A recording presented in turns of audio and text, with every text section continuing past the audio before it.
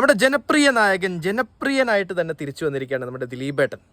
Pavi care taker എന്ന് പറയുന്ന Vineeth Kumar direct ചെയ്തിരിക്കുന്ന സിനിമ ആസ്വദിച്ചിട്ട് നിൽക്കുകയാണ് നിങ്ങളുടെ മുന്നിൽ. എനിക്ക് പേഴ്സണലി ഭയങ്കരമായിട്ട് ഇഷ്ടമായി. ഒരു ഫാമിലി ഓഡിയൻസിനെ തൃപ്തിപ്പെടുത്തുന്ന രീതിയിലുള്ള ഒരു സിനിമയായിട്ടാണ് എനിക്ക് ഫീൽ ചെയ്തത്. സിനിമയിൽ അങ്ങനെ വലിയ അത്ഭുതങ്ങളോ അല്ലെങ്കിൽ വലിയ ഫൈറ്റോ കാര്യങ്ങളൊന്നുമില്ല. ഒരു ലൈറ്റായിട്ടുള്ളൊരു സിനിമ.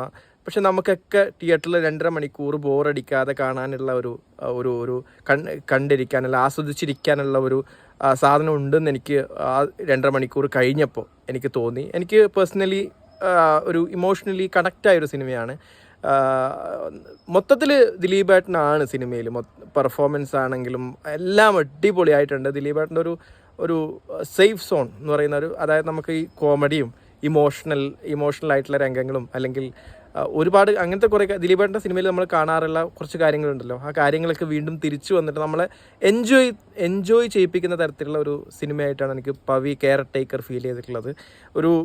വലിയൊരു ഫ്ലാറ്റിൻ്റെ കെയർ ടേക്കറായിട്ടാണ് ദിലീപേട്ടൻ ഇതിൽ വേഷമിട്ടിരിക്കുന്നത്.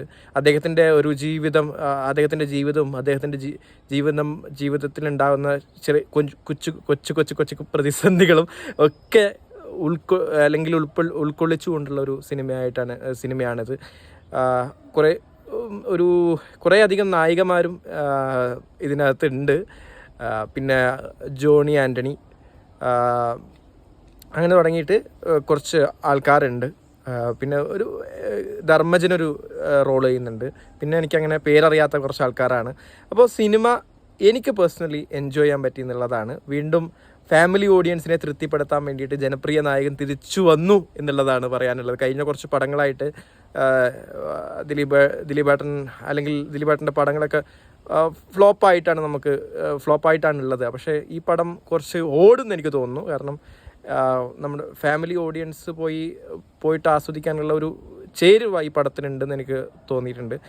അപ്പോൾ എല്ലാവരും തിയേറ്ററിൽ പോയി കാണുക.